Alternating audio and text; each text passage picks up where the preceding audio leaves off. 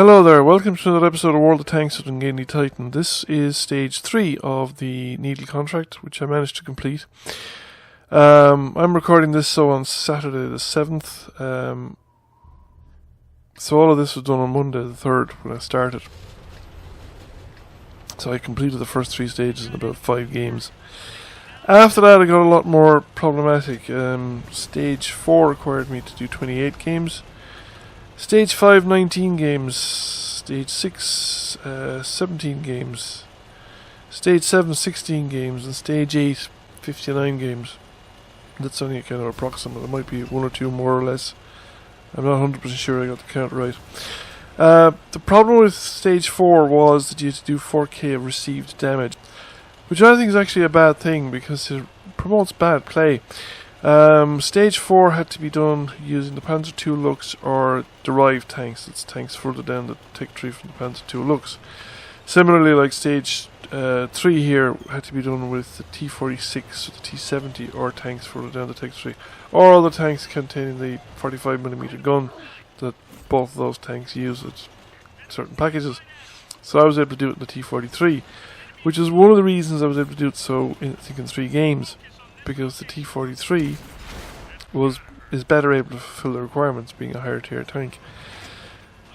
So the whole system favours veteran players. It favours veteran players who have ground out a lot of the tech tree, and who have higher tier tanks to play with. The Hummel did for me there. That's what removed most of my hit points.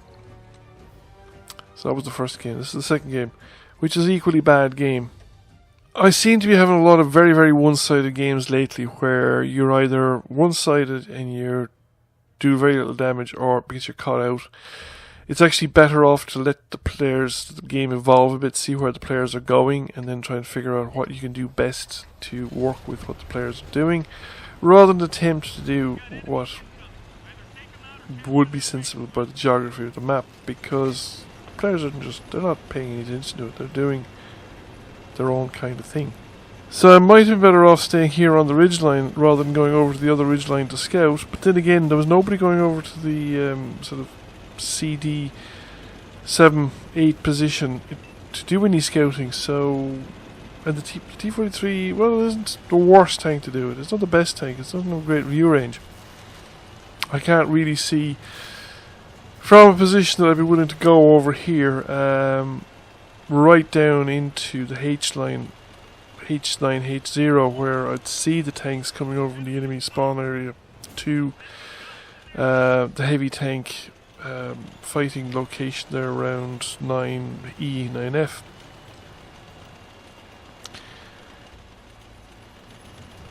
But at the same time, there was kind of nobody else doing it. There's a couple of tanks here, but they're on the reverse slope of the ridge. They're not going to see anything over on the eastern side of the map.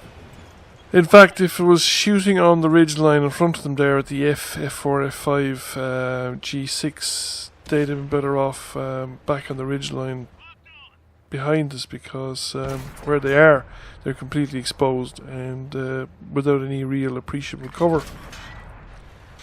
To get back to what I was saying though, before I digressed into discussing and bemoaning the current meta, this whole operation, this mercenary contract operation, at least on my experience of it on the Needle, and I've had somebody's gone through all the mercenary ops in the forum and listed out the requirements for all of the mercenary ops, and it seems to me that it, first of all, it's very grindy. There's a huge element of grind because there's a very tight time constraint. Okay, I got it done in 5 days, but that's essentially because I had the time to pretty much do nothing else now. It wasn't exactly a day job, but it was pretty close. Somebody else could do it. Somebody of my skill level could do it probably in the weekend, but holding down sort of a regular day job. But they wouldn't be doing much else. They certainly wouldn't be washing the kids or walking the dog or any of that sort of stuff while they were grinding out this Tech 3 tank. And I think if a person was significantly worse, which is, the sort of the average player, I don't know if they would get it, you know, if they would actually manage it, especially if they didn't have all the Tech 3 tanks.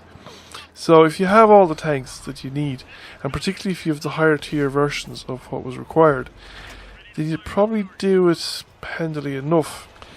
If on the other hand you actually have to grind out the tanks you need, because you haven't actually any tank in that Tech tree, then it gets a bit harder. Although that said, I suppose the last couple of stages were made a bit easier in the sense that you could play British, German or Russian tanks, for instance, in this particular tank. I think it was British and German first for stage 7 and stage 8 with British, German or Russian tanks. So that at least widened the tech base, and it made it more likely that you'd have some of the tanks needed.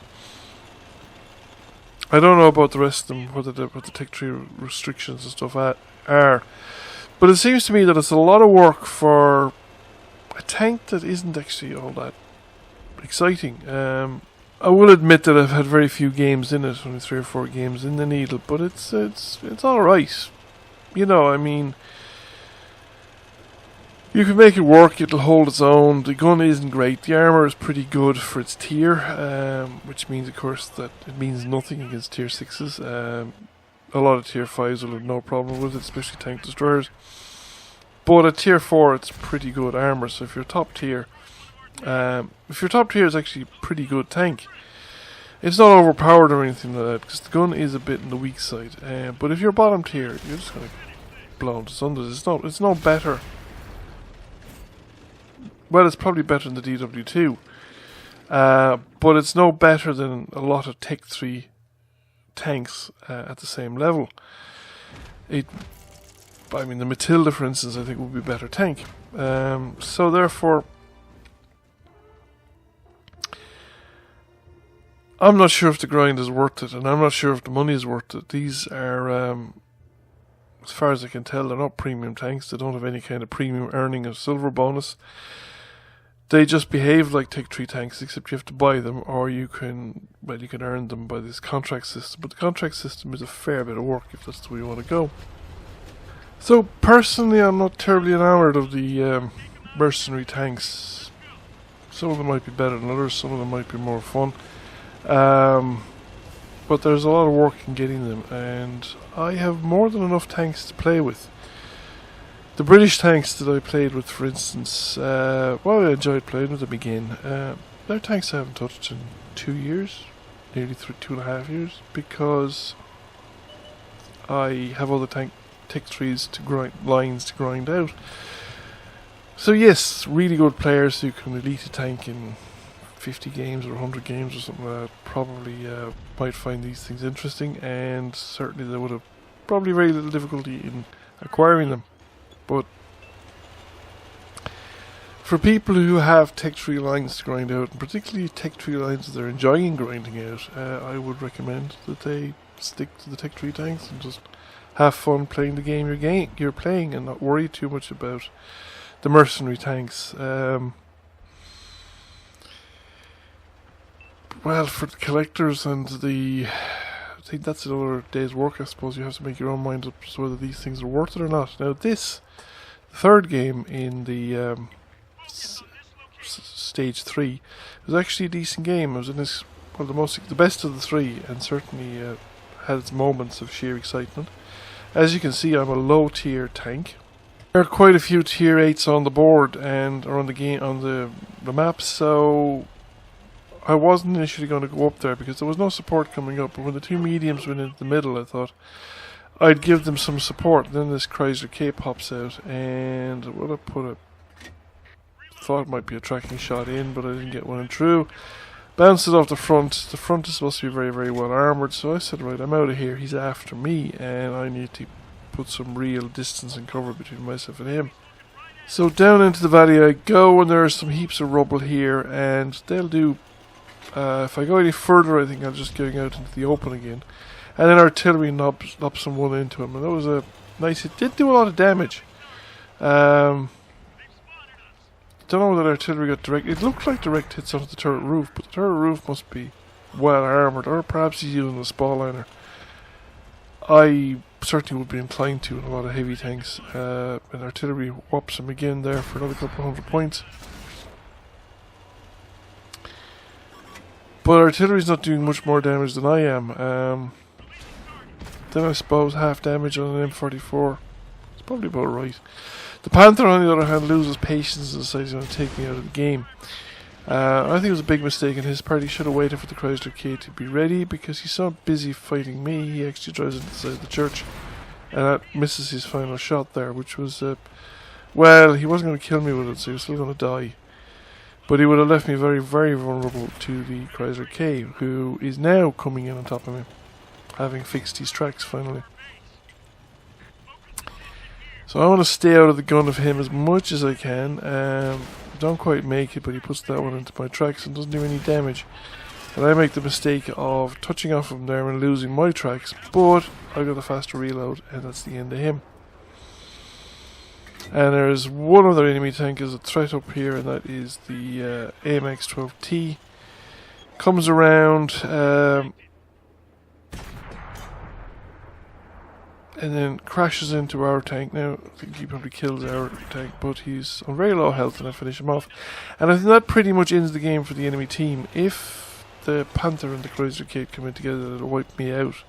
And I think between the three of them, they'd have finished off the rest of the defence, and they would have probably had time to cap. Because already now we're starting to cap, which is 30 seconds later. So, and most of our tanks are a good bit down the map, and there's no guarantee that any of them will decide to come back and reset the cap in time, because it's one of the most problematic aspects of the game, is getting people to actually go back and reset the cap. The amount of people who just completely ignore a cap counter going off is always one of the things that's amazed me in this game. Like, you know, it's just from the get-go. It's more likely or not that people will ignore the cap counter going off and go off to kill remaining enemy tanks instead. So with all enemy vehicles destroyed, we managed to survive the battle, and then we completed the third stage of the contract. So we killed a tank at less than 100 meters, a tank in any battle, and 3,600 experience in any number of battles.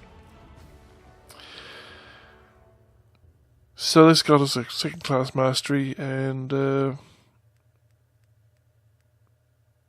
do we do? We came number one by experience.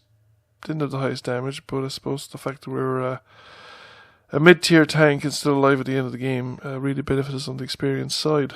Thank you for watching. Please press like if you enjoyed the video. If you have not already done so, please subscribe to the channel. I'll catch you all again soon. Bye for now.